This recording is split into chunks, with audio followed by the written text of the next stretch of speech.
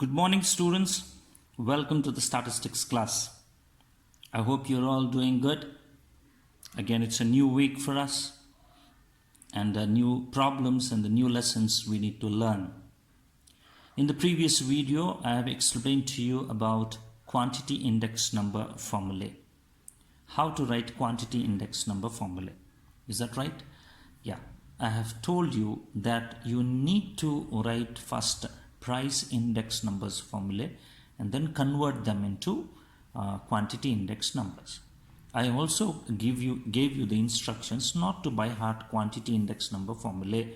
If you by heart them, there is a chance that you may confuse yourself during the examinations. So always practice.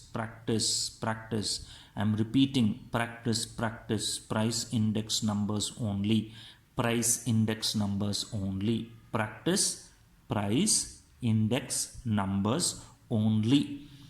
Automatically, we can write quantity index numbers, students. Okay. So right now, I have one problem on the screen. You can see that problem on the screen, student. Okay. So this problem is all about quantity index numbers. So in this, we are finding out all the weighted aggregative quantity index numbers.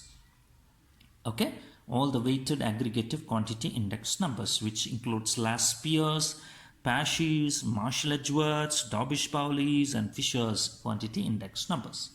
So all of these things we need to find out. It's one problem, students. You can take this problem as a 10 marks problem, where all the explanations will be given to you in detail. Okay. So I will crop this problem to you, students, so that we can understand this problem in detail when we study that very closely. So I'll crop this one and keep it for you so that it will help you understand what exactly we need to do it. Okay.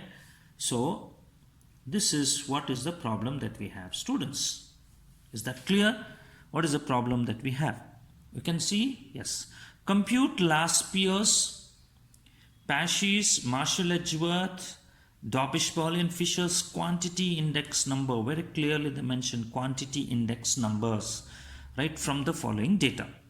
Okay, this is the data that is given to us. If you just see the data is very plain and clear. It is price quantity, 2006, 2010. 2006 is base year, 2010 is the current year. Is that right? So very straightforward data it is. So first what we do is, let's learn to write the formulae, how to do this quantity index number formulae. So for that sake, let's first write Laspeyres price index number, students. Laspeyres price index number formula is given by this: P01L is equal to summation P1 Q0 divided by summation P0 Q0. Is it right? Into 100. Clear? So likewise, I told you, once you write this, it's easy to convert into quantity index numbers. What we should do, we should change all the P's to Q's and all the Q's to P. I repeat, change the P to Q and Q to P. So first we see here is P. So I'll write it as Q01 L as it is. L denotes here the name of the formula, the name, the one who has given the formula, that is Laspeyres. So summation P is there, I change it to Q, Q1. Q is there, I change it to P, P0 divided by summation P is there, I change it to Q0. Q is there, I change it to P and write it P0 into 100. Once you write this formula, students, simple. What you do is you just erase this, because that is not required for us. Just erase it, gone. Is that clear? Right. Likewise, students, let's do it for Pasch's, students. Pasch's. What is Pasch's index number formula? Pasch's index number formula is P01P. P indicates here Pasch's. P. This P indicates Pasch's. Okay. The name Pasch's. This P is price. Don't get confused. P indicates here in the bracket the name of the mathematician who has given this formula. So it would be summation P1 Q1 divided by summation P0 Q1 into 100. Is it right? Okay, so convert this into quantity index number. Wherever P is there, you convert into Q. Q01. This P. Don't change this one. This is a name. Can't change the name. Name as it is. Summation P1. Now summation P changes to Q. Q1. Q changes to P. P1. Divided by summation P changes to Q. Q0. Q changes to P. P1 into 100. I hope you got this. I hope you got this. This is how you have to do it, students. Never mind, you waste 1 minute time, no problem, but you will be accurate. Understand? Even if you write all that double times here, what is this and all, we can by heart. See, I'm just telling you an idea to be perfect. Okay? So it's all up to you how you want to do it. You want to be perfect even in by hearting it, it's all up to you. So I only say not to confuse yourself. Okay? So now, what is there in the data, students? You understand. What is there in the data? Let's identify the data, students. Let's identify the data. Okay. So 2006 is considered as base year. Very far from the current year, from the existing period. If we say it is very far, this is very near. Whichever is near to us, consider this to be as current year. Current year, base year. Base year price. I'll denote this to be as P naught. Quantity of the base year, Q naught. Price of the current year, P1. Quantity of the current year, Q1. Is that clear? Okay, good. So now we need to find out these terms, students. These terms are what we need to find out first. We need to find out the values of these terms. When we find out the values of these terms, then remaining all other things all will be easy for us to do. So these 4 terms are what we need to calculate here. Okay, these 4 terms we need to find out. So what are those 4 terms? Number 1, the first one is Q1 P naught. Is it right? The second one is Q naught P naught. The third one is Q1 P1. And the fourth one is Q naught P1. Is that right, students? Okay, so let's make the columns, rows and columns with regard to this. Is that okay? Right, I hope it's clear to you. Then what happens is, students, when you are making this, be sure, okay, be perfect with all these things, students. Don't confuse yourself. Okay, and make sure that you are making it perfect. Everything, every value, if you want, you check it double time, because these type of problems will be there for 10 marks, students, and we cannot afford to lose any mark in this case. Clear? Okay, so I hope it's clear to you, students. Whatever I am doing is all understood to you. Okay, so all is clear. So now let's find out the values, students. Let's find out the values. The first one, Q1 P naught. Q1 is this is the column, and P naught is this. 60 into 8, it is 480. Is that clear? Okay. Then 100 into 4, it is 400. 60 into 6, it is 360. And 50 into 5, it is 250. I hope it's clear. Okay, Q naught, P naught. 50 into 8, it is 400. Right? 80 into 4, it is 320. 70 into 6, it is 420. And 30 into 5, it is 150. Q1 P1, Q1 P1. 60 into 10, it is 600. 100 into 5, it is 500. 60 into 6, it is 360. And 50 into 7, it is 350. Q0 P1, Q0 P1. 50 into 10, it is 500. 80 into 5, it is 400. 70 into 6, it is 420. And 30 into 7, it is 210, students. Okay, so let's add up these things, students. Let's add up these values. Okay, and when we add these values now, students, we need to understand that these double check you need to do it, students. You please always double check with the values, students, whatever has been given to us. Is that okay? Right. What is that first one? Q1 P0. That is 480. It's 480. Is it right? 480 plus 400 plus 360 plus 250 is equal to 1490. 1490. What is this? This is summation.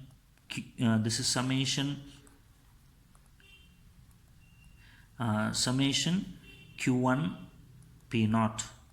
Is that clear? Okay. Right. Next, Q0 P0. That is 400 plus 320 plus 420 plus 150 is equal to 1290. 1290. This is summation Q0 P0. Is that clear? Right. Next, 600 plus 500 plus 360 plus 350 is equal to 1810. 1810. This is summation Q1 P1. Is that clear? Right. 500 plus 400 plus 420 plus 210 is equal to 1530. 1530. And this is summation Q0 P1. Is that clear?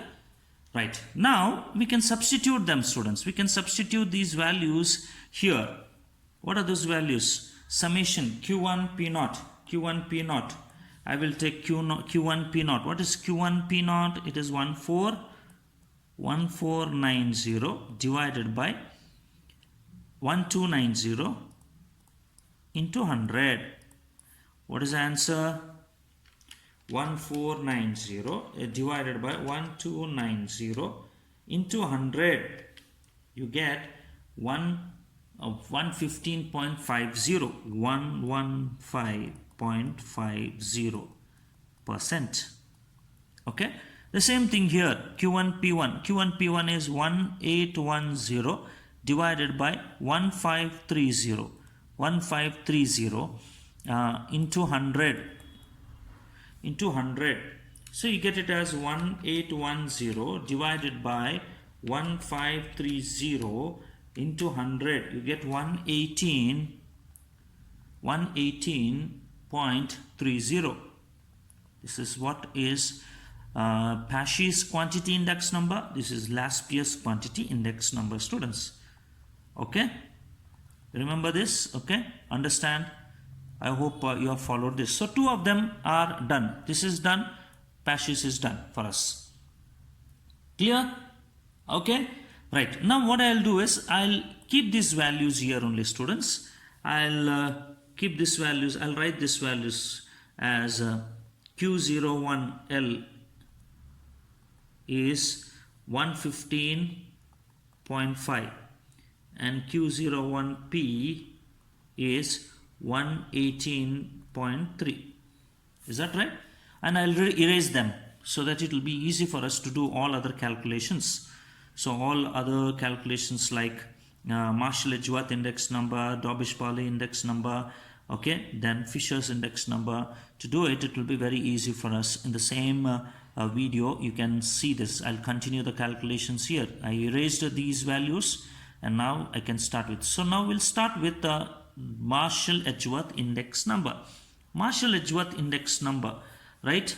Right. What is the formula? Price index number formula. Marshall-Edgeworth price index number formula, ME.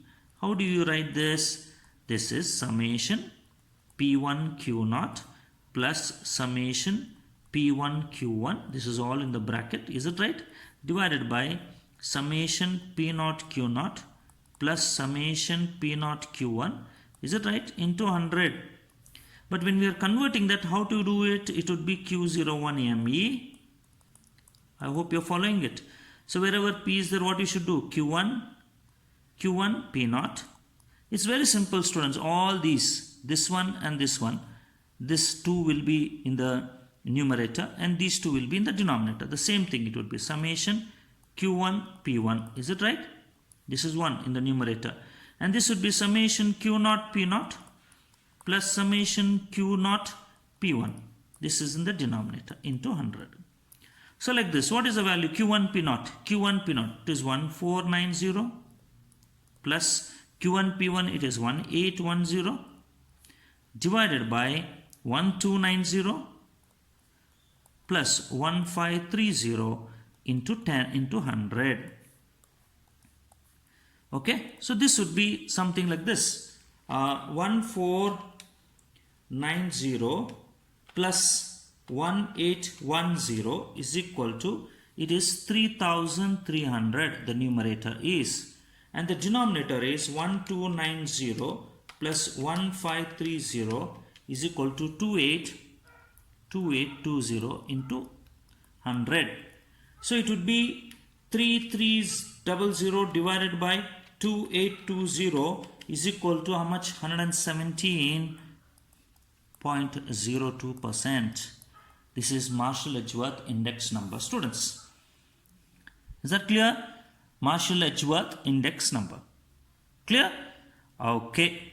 So same likewise. So what we should do? We should find out Dobbish-Bowley index number also. So Dobbish-Bowley index number formula is very clear to you, students. So what they said is, it is arithmetic mean of last pairs and Pasch's. Is it right?